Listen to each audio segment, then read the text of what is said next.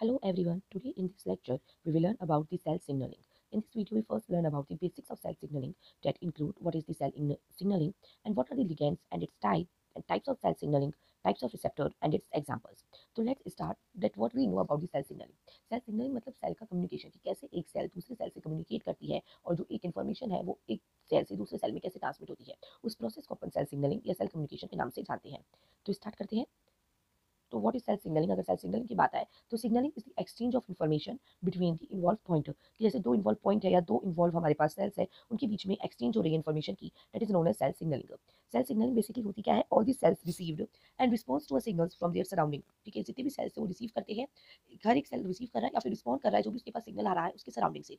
जो स्टडी होती है किसी भी सेल सिग्नलिंग की वो किस पे फोकस रहती है कि जो यूकैरियोटिक सेल है वो कैसे एक सेल से दूसरे सेल में कम्युनिकेशन हो रहा है, ठीक है, वो उसका क्या मैकेनिज्म है और वो जब कम्युनिकेट कर रहा है तो उसमें कौन सा extra cellular signalling molecule plus involve हो रही है, जैसे कि हार्मोन हो गए, ग्रोथ फैक्टर हो गए, कैसे इन्वॉल्व हो रहा है वो चीज़ अपन इसमें देखते हैं। तो सबसे पहले अपन देखेंगे कि ऐसे कौन-कौन से प्लेयर्स, ऐसे कौन-कौन से कंपोनेंट है जो सेल सिग्नलिंग में जरूरत पड़ती है। तो पहला जो होता है दैट इज द लिगैंड। पहला जो कंपोनेंट आता है वो अपना आता है लिगैंड। लिगैंड की बात करें तो लिगैंड बेसिकली एक सिग्नल मॉलिक्यूल है या फिर वो सिग्नल की तरह एक्ट करता है।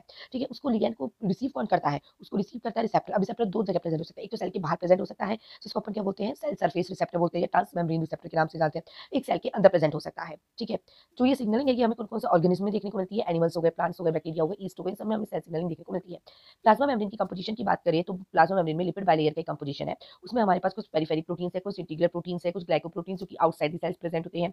इंटीरियर प्रोटीन है, पेरिफेरी प्रोटीन है, स्टेरॉयल है जो इनसाइड द सेल प्रेजेंट होते हैं। बीच में एक हमारा इंटीग्रल प्रोटीन ऐसा है जो कि वो पूरा ही आउटसाइड से लेके इनसाइड तक प्रेजेंट, जो अपन सेल सरफेस रिसेप्टर के नाम से जानते हैं, ट्रांसमेम्ब्रेन प्रोटीन या ट्रांसमेम्ब्रेन रिसेप्टर के नाम से जानते हैं। अब बेसिकली सिग्नल आता कहाँ से है? ठीक है, दी सिग्नल इज दी सिग्नलिंग। ये जो हमारे पास जो लिगैंड है वो हमारे पास एक सिग्नल मॉलिक्यूल है। अब लिगैंड हमारे क्या क्या हो सकता है? लिगैंड हमारा हार्मोन हो सकता है, ग्रोथ फैक्टर हो सकता है, साइटोकाइन हो सकता है, स्टेरॉइड हो सकता है, पॉलीपेप्टाइड हो सकता है। इनमें से कुछ भी जो चीज़ है वो हमारी क्या हो सकती है? लिगैंड हो सकती है। Signal molecules release by the signalling producing cell. कुछ ऐसे सेल्स होते हैं जो हमारे सिग्नल प्रोड्यूस करते हैं, तो उससे हमारा क्या होता है? सिग्नल मॉलिक्यूल रिलीज होता है और फिर वो रिलीज होने के बाद ब्लड के थ्रू वो कहाँ पे ट्रांसफर होते हैं? उनके वो उस सेल के ऊपर ट्रांसफर होते हैं जहाँ पे उन्हें अपना सेलुलर रिस्पॉन्स शो करना है, वहाँ पे वो जाते हैं। कंडीशन क्या होती है सिग्नलिंग की? The receptor activated by the ligand. जो रिसेप्टर है वो किसके द्वारा एक्टिवेट होता है? लिगैंड के द्वारा एक्टिवेट होता है। जो रिसेप्टर है वो चेंजेस करता है टारगेट सेल्स के अंदर। ठीक है, जैसे लिगैंड आया वो एक्टिवेट हुआ, उसने अपने अंदर कुछ चेंजेस किए, मतलब अपने अंदर मींस उसने टारगेट सेल्स के अंदर कुछ चेंजेस किए, चेंजेस के बाद उसको एक्सप्रेस किया और उसके पर्टिकुलर सिग्नल के हिसाब से उसको क्या किया? रिस्पॉन्स जनरेट किया। तो इस बेसिकली तीन स्टेजेस होती है सेल सिग्नलिंग की। पहली रिसीविंग, दूसरा सिग्नल ट्रांसडक्शन। ठीक है, कहाँ से? एक सेल मतलब एक मॉलिक्यूलर सिग्नल सेल के एक्सटीरियर सेल के इंटीरियर में जा रहा है, जो सेल है उसको जो सिग्नल मिल रहा है वो सेल के आउटर सरफेस पे मिल रहा है, आउटसाइड द रिसेप्टर प्रेजेंट है वहां से मिल रहा है, वो सेल के अंदर कैसे ट्रांसफर हो रहा है और फिर कैसे रिस्पॉन्स शो कर रहा है। तो दो तरह के हमारे लिगेंड्स प्रेजेंट होते हैं। एक ऐसे लिगेंड जो हमारे सेल के बाहर जो रिसेप्टर है उस पे जाके बाइंड करते हैं, कुछ ऐसे लिगेंड होते हैं जो हमारे सेल के अंदर जो रिसेप्टर है उन पे जाके बाइंड करते हैं। तो cell signalling done by the signal molecules. दो तरह के सिग्नल मॉलिक्यूल है, एक्स्ट्रा सेलुलर मॉलिक्यूल और इंट्रा सेलुलर। जो एक्स्ट्रा सेलुलर मॉलिक्यूल है वो जो क्या करते हैं तो सेल के बीच में एक सिग्नल कम्युनिकेशन करते हैं और वो जैसे ही उसको रिसीव करता है वो फिर सेल के अंदर वाले जो कम्युनिकेशन उसको एक्टिवेट करता है। वहीं सिंपल जो इंट्रा है वो सीधा सेल के अंदर घुस के उसको अंदर वाले जो मैकेनिज्म उसको एक्टिवेट करने का काम करता है। सेल के अंदर कौन घुस सकता है? सेल आपको याद होगा कि जो प्लाज्मा मेम्ब्रेन है वो कैसे होती है? लिपिड बाइलेयर होती है, तो सेल के अंदर वही घुस सकता है जो लिपिड फिलिक हो, जो लिपिड के अंदर घुल के जा सके। अगर कोई ऐसा मॉलिक्यूल जो लिपिड फोबिक हो वो सेल के अंदर नहीं घुस सकते, तो सेल के अंदर घुसने का काम कैल्शियम आयन कर सकती है, साइक्लिक एएमपी और साइक्लिक जीएमपी कर सकता है। अब बाकी जितने भी वो सेल के बाहर जाके मतलब जो सेल के बाहर जो रिसेप्टर उस पे बाइंड करेंगे, फिर वो रिसेप्टर अपने आप में चेंजेस लाएगा और वो रिसेप्टर चेंजेस लाने के बाद सेल के अंदर जाके उसको एक्टिवेट करेगा।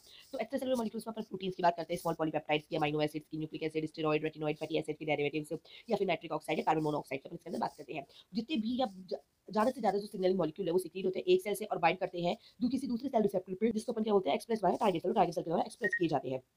नेक्स्ट बात करते हैं communication. Communication between the cells जो होता है मल्टीसेलुलर ऑर्गेनिज्म में वो मीडिएटेड होता है by the extra cellular signalling के द्वारा, पर उसको मीडिएट कर सकते हैं। अब लिगेंड्स की अगर अपन बात करें कितने तरह के हमारे पास लिगेंड प्रेजेंट है, तो सबसे पहले लिगेंड आता है फॉर सम रिसेप्टर। ठीक है, कुछ रिसेप्टर की तरह जो लिगेंड है वो लाइट हो सकता है, टच हो सकता है, हीट हो सकता है, सेंसिटिविटी हो सकती है।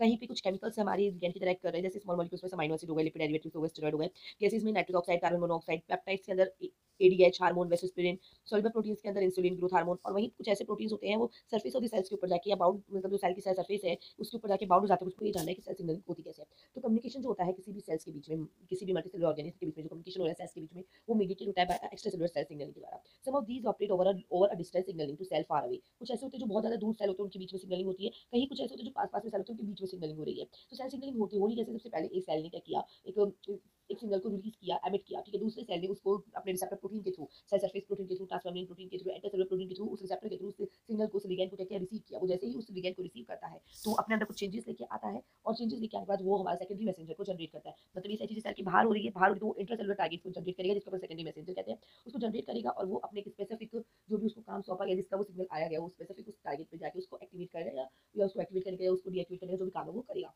ठीक है, ये वाली जो चीज, ये जो मतलब जो सेकेंडरी मैसेंजर उसको अपन इफेक्टर प्रोटीन के नाम से भी अपन जानते हैं। ठीक है, अब इसमें अपन समझते हैं कि उसका कैसे क्या काम रहता है। सपोज ब्लू कलर का दिखा है, दैट इज हमारा रिसेप्टर प्रोटीन है, और ग्रीन कलर का हमारा लिगेंड है। ये बेसिकली प्लाज्मा मेम्ब्रेन पर अटैच है। यहाँ पे जैसे इससे अटैच हुआ तो उसने कुछ इंटरसेलुलर सिग्नलिंग की है, जो स्क्वायर, ट्रायंगल और रेक्टेंगल के शेप में हमें दिख रहे हैं। ठीक है, वहीं उसने जाके फिर उसने क्या किया, उसने हमारे पास इफेक्टिव प्रोटीन जनरेट किया। इफेक्टिव प्रोटीन क्या करे, मेटाबॉलिक एंजाइम कर जनरेट कर रहा है, ट्रांसक्रिप्शन रेगुलेटरी प्रोटीन जनरेट कर रहा है, साइटोस्केलेटन कर रहा है। मेटाबॉलिक एंजाइम जनरेट किया तो मतलब उन्होंने ऑल्ट्रेशन किया मेटाबॉलिज्म के अंदर, ट्रांसक्रिप्शन रेगुलेशन किया तो मतलब ऑल्ट्रेशन किया जीन के एक्सप्रेशन में। वही साइटोस्केलेटन जनरेट किया तो मतलब उसके सेल के शेप की साइज और क्या ऑल्ट्रेशन उसने किया।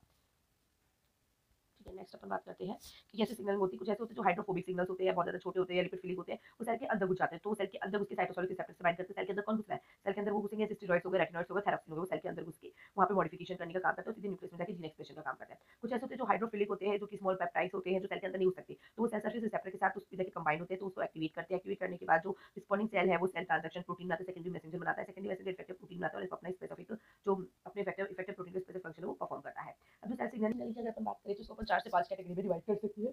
पहली आखिरी का मतलब होता है एक सेल ने सिग्नल प्रोड्यूस किया और वो खुद ही उस सिग्नल को क्या ले रहा है, उसी उसी जिस सबसे पहले आती है ऑटोक्राइन सिग्नलिंग, सेल ने सिग्नल प्रोड्यूस किया, वो खुद ही उस सिग्नल को रिसीव कर रहा है, that is autocrine signalling.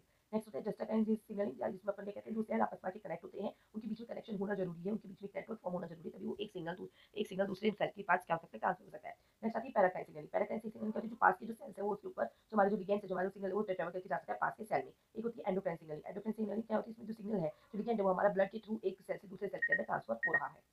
Signal जिसको अपन कहते हैं कॉन्टेंट डिपेंडेंट सिग्नलिंग, जहाँ पे दो सेल्स जो है, एक लिगेंड जनरेटिंग सेल और एक लिगेंड रिसीविंग सेल, वो दोनों आपस में कनेक्ट होना, उनका फिजिकल कॉन्टैक्ट होना जरूरी है, तभी ये सिग्नलिंग हो सकती है।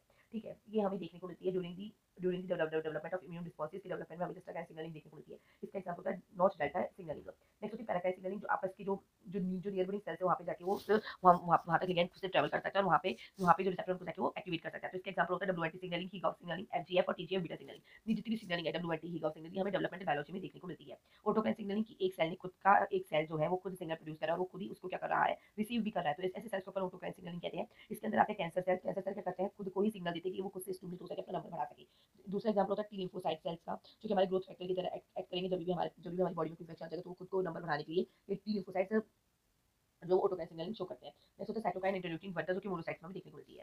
नेक्स्ट बात करते हैं synaptic signalling. Synaptic signalling basically हमें नर्व के केसेस में देखने को मिलती है, जहाँ पे अपन देखते हैं कि जो हमारा जो न्यूरोट्रांसमीटर होता है, बेसिकली जो नर्व होता है, उसका जो लास्ट वाला जो पार्ट होता है, एक्सोन वाला जो पार्ट होता है, वहाँ पे कुछ सिग्नल्स वगैरह हमारे रिलीज होते हैं, कुछ इलेक्ट्रिक सिग्नल्स के लिए। तो वहाँ पे इलेक्ट्रिक सिग्नल के साथ साथ कुछ ऐसे लिगेंड्स भी रिलीज होते हैं जो दूसरे सेल्स को, जो दूसरे नर्व को हमें लेने का काम। तो बीच में हमारा जो सिनेप्टिक, जो हमारे बीच में सिनेप्टिक क्लिफ्ट होता है, वहाँ से वो सिग्नल ट्रांसमिट होते हैं, इसका नाम सिनेप्टिक सिग्नलिंग के नाम से जाना गया है। एंडोक्राइन सिग्नल, जैसे एक सेल हमारा लिगेंड को रिलीज किया, तो वो ब्लड के थ्रू जाके किसी बहुत दूर सेल पे, जो टारगेट सेल है बहुत दूर है, सपोज, तो वो ब्लड के थ्रू ट्रैवल करेगा और वहां जाके उसको एक्टिवेट करेगा। तो इसके एग्जांपल्स में अपन देखते हैं एंडोक्राइन सिग्नलिंग के एग्जांपल्स में जो लिगेंड के एग्जांपल है, हार्मोन बेसिकली जो है वो ब्लड के थ्रू ट्रांसफर करता है और एक अपना टारगेट सेल पे जाके कंबाइन होकर और उसको एक्टिवेट कराने का काम करता है। दूसरा पैनक्रिया, जो कि एंडोक्राइन ग्लैंड प्रोड्यूस करता है हार्मोन जैसे इंसुलिन, और जो कि क्या करता है, ग्लूकोज की जो अपटेक है, उसको ग्लूकोज का अपटेक के रेगुलेशन में हेल्प करता है।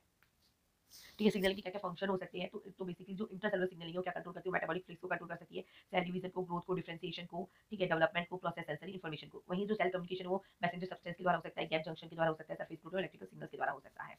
नेक्स्ट बात करते हैं इसके अंदर, तो दो तरह के हमारे रिसेप्टर देखने को मिलते हैं। एक तो सेल सरफेस रिसेप्टर, सेल के ऊपर प्रेजेंट होते हैं, जो भी अपनी से बात करते हुए आ रहे हैं, जो कि हाइड्रोफिलिक मॉलिक्यूल है, ठीक है, वो वाटर के साथ घुलने वाला, तो ट्रांसमेम्ब्रेन को जो लिपिड बैरियर उसको क्रॉस नहीं कर सकती, इसलिए उसकी जो रिसेप्टर है वो किस पे प्रेजेंट होगी, सेल की सरफेस पे प्रेजेंट होगी। सेल की सरफेस पे रिसेप्टर प्रेजेंट होकर लिगेंड को रिसीव करते हैं, अपने अंदर कुछ चेंजेस करते हैं और सेकेंडरी मैसेंजर को जनरेट करके अंदर भेजने का काम करते हैं। नेक्स्ट होता है इंट्रासेलुलर रिसेप्टर। इंट्रासेलुलर रिसेप्टर क्या होता है, जो सेल के अंदर प्रेजेंट होता है। सेल के अंदर प्रेजेंट वाले क्या करते हैं, ऐसे लिगेंड जो कि हाइड्रोफोबिक होते हैं, ठीक है, जो सेल के अंदर घुस जाते हैं, जैसे कि स्टेरॉइड हो गए, ठीक है, और ये हाइड्रोफोबिक को अपन लिपिड फिलिक है, तो सेल के ट्रांसमेम्ब्रेन के अंदर घुस जाते हैं, लिपिड बैरियर को क्रॉस कर जाते हैं और उनका जो रिसेप्टर वो सेल के अंदर प्रेजेंट होता है। ऐसे रिसेप्टर को हम इंट्रासेलुलर रिसेप्टर के नाम से जानते हैं। ठीक है, सेल सरफेस रिसेप्टर जो कि क्या करते हैं, हाइड्रोफिलिक होते हैं, बाइंड करते हैं सेल की सरफेस से। वहीं इंट्रासेलुलर रिसेप्टर जो कि हमारे सॉल्युबल रिसेप्टर के नाम से जानते हैं, स्मॉल होते हैं, हाइड्रोफोबिक इसके सिग्नल्स होते हैं। इसका जो रिसेप्टर है वो हमारे टारगेट सेल के अंदर प्रेजेंट होता है, इसके बेसिकली साइटोसोल या न्यूक्लियस के ऊपर प्रेजेंट होता है।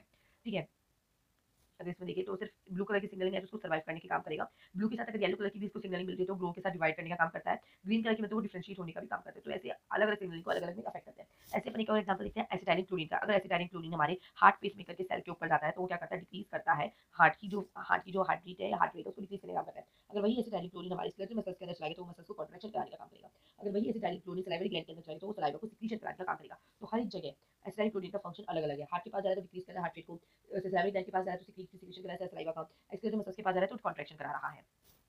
ठीक है, तो अभी तक अपन ने क्या देखा, सेल सिग्नलिंग का इंट्रोडक्शन देख लिया। टाइप ऑफ सेल सिग्नलिंग में ऑटोकाइन, पैराकाइन, एंडोकाइन, सिस्टोकाइन, सिनेप्टिक सिग्नलिंग देख ली। ऑटोकाइन बेसिकली वो सेल जो खुद को ही एक्टिवेट कर रहे हैं, पैराकाइन नियरबोरिंग सेल को एक्टिवेट कर रहे हैं, एंडोकाइन ब्लड स्ट्रीम के थ्रू एक्टिवेट हो रहा है, जस्टाकाइन जो हमारे जिसमें फिजिकल कांटेक्ट की जरूरत है, सिनेप्टिक जो दो नर्व के बीच में सिनेप्टिक क्लिफ्ट के द्वारा जो सिग्नल ट्रांसफर हो रहा है वो synaptic signalling. Types of signal में दो तरह के लिगेंड होते हैं, इंट्रासेलुलर और एक्स्ट्रासेलुलर लिगेंड। ठीक है, टाइप्स ऑफ रिसेप्टर में दो तरह के रिसेप्टर होते हैं, इंट्रासेलुलर इंट्रासेलुलर सेल के अंदर रिसेप्टर प्रेजेंट है, तो साइटोसोल में प्रेजेंट हो सकता है और न्यूक्लियस के अंदर प्रेजेंट हो सकता है। दूसरा cell surface receptor. Cell surface receptor में तीन रिसेप्टर की बात करेंगे, एक होता है आयन चैनल लिंक रिसेप्टर, एक जीपीसीआर और एक एंजाइम लिंक रिसेप्टर।